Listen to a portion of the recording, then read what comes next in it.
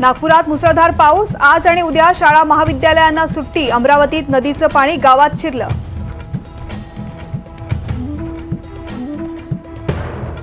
नवी मुंबई ठाणे सह अनेक भागांमध्ये जोरदार पाऊस। मुंबईत अनेक ठिकाणी पाणी साचलं। मध्य हार्बर रेल्वे गाड्या उशिरानं।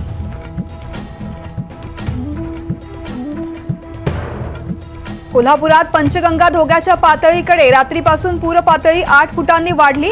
धरण क्षेत्रातही मुसळधार पाऊस।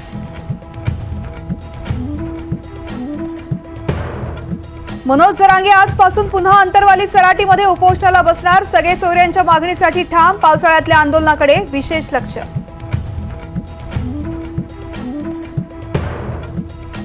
विधानसभा निवडणुकीच्या पार्श्वभूमीवर भाजप प्रवक्त्यांची यादी जाहीर। सकाळी पंकजा मुंडेंसह चौघांची टीम, तर संध्याकाळी गिरीश महाजन बावनकुळेंसह 6 जण विरोधकांना उत्तर देणार।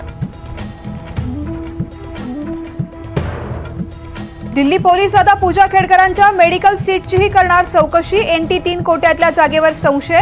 कोर्ट आपलं काम करेल, पूजाची प्रतिक्रिया।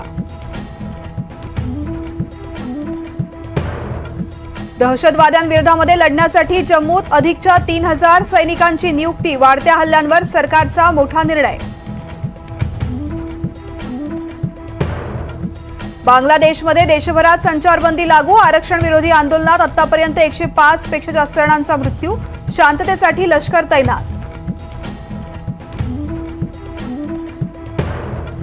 मुंबई विमानतळावरील इंडिगोचा सर्व्हर पहाटे 3 पासून सुरू। आजही अनेक उड्डाणं रद्द होण्याची शक्यता।